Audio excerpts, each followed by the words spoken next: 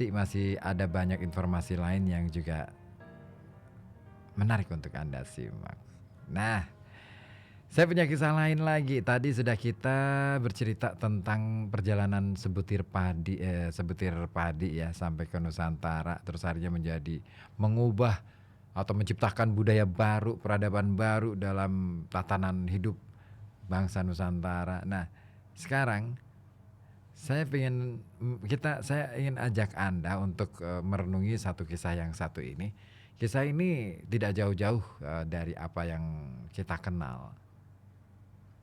Ada seorang polisi ya yang menyamar jadi orang gila hanya untuk mengungkap sebuah kasus. Nah, polisi ini tidak jauh-jauh dari Pekalongan. Namanya juga diabadikan di Pekalongan ini sebagai nama stadion. Siapa lagi kalau bukan Jenderal Hugeng. Ya, sebagai seorang pelindung dan pengayom masyarakat, polisi memang dituntut untuk berorientasi pada kepentingan publik, bukan kepada individu atau kelompok orang, apalagi menyangkut ras sampai status sosial. Kepolisian tidak pernah kehabisan sosok teladan yang bisa menjadi inspirasi dalam bertugas. Nah, salah satu teladan itu bisa diambil dari kisah hidup Jenderal Polisi Hugeng Imam Santoso, yang dalam fase penugasannya ini pernah beliau itu rela menyamar sebagai orang gila demi membongkar sebuah kasus besar. Pasti penasaran ya kisahnya seperti apa. Baik, kalau penasaran, ntar dulu ya. Saya mau menyapa dulu yang sudah masuk di WA, barangkali ada. Oh, Bunda Dirva ya, tadi ya sudah masuk. Mas Adi Kulu juga tadi, Bunda Kevin, siapa lagi? Udah ya, Pak Bayu di Poncol. Oke, terima kasih Pak Bayu ya. Informasinya Mas Joy juga ya, Mas Joy Bulasmini ya. Oke, thank you pokoknya informasi-informasi yang sudah disampaikan. Ini sudah kami usahakan untuk perbaikan ya, untuk suara radio atau modulasi suara radio yang diterima di radio analognya. Nah, kira-kira sudah bening belum ya suaranya? Barangkali boleh diinformasikan di sini ya. Oke, lanjut lagi kisahnya Jenderal Hugeng. Keren nih. Jadi, yang namanya Jenderal Hugeng Imam Santoso ini rupa-rupanya gemar betul menyamar. Karena tercatat dalam sejarah sebagai Kapolri periode 1968 sampai 1971, beliau ini tercatat sebagai Kapolri.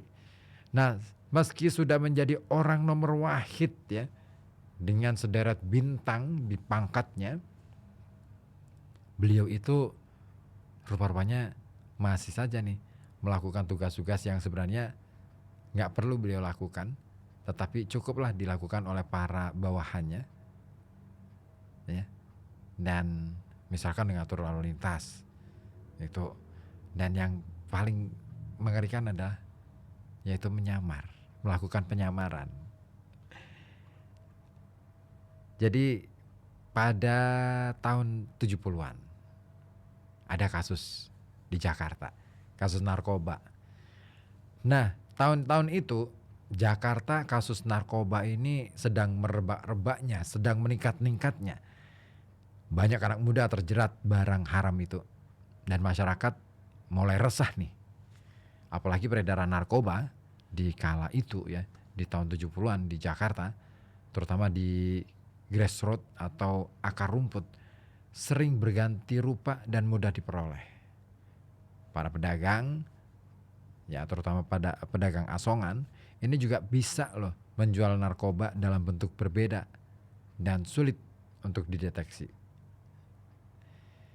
Nah, kondisi ini akhirnya membuat Jenderal Hugeng mencetuskan ide penyamaran demi membongkar kasus besar.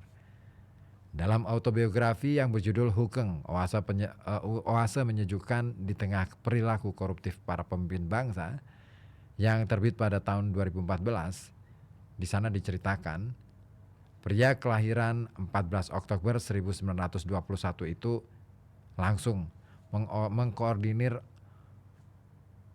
anak-anak buahnya dan diminta untuk menyamar berdandan sebagaimana anak muda tahun 70-an. Nah, tutur Hugeng, beliau mengatakan bahwa saya pakai wig gondrong, kemeja bunga-bunga, shawl di leher, pokoknya seperti orang gila lah, katanya. Nah, setelahnya Hugeng ini berjalan ke berbagai tempat selama penyamaran. Jadi mondar-mandir di sana sini, tentu tempatnya sudah ditarget gitu ya.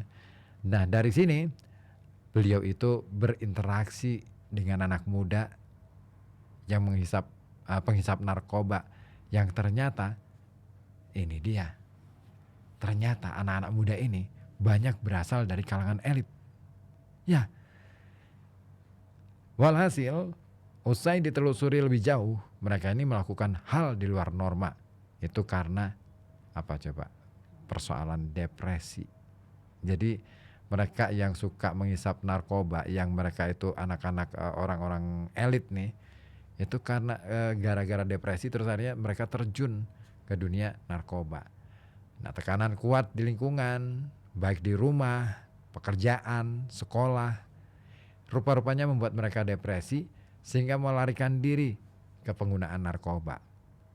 Pada titik ini, satu benang merah dari kasus besar itu terungkap. Selama proses penyamaran, Pak Hugeng ini melakukannya seorang diri. Tak ada satupun publik tahu ada Kapolri sedang menyamar bagaikan seorang gila. Ya, Hugeng menganggap turun gunungnya ke lapangan sebagai bentuk mengetahui kondisi, sekalipun sudah menyandang pangkat jenderal bintang 4 pula.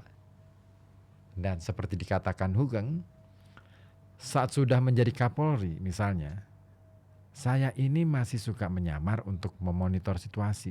Itu dituturkan oleh Pak Hugeng.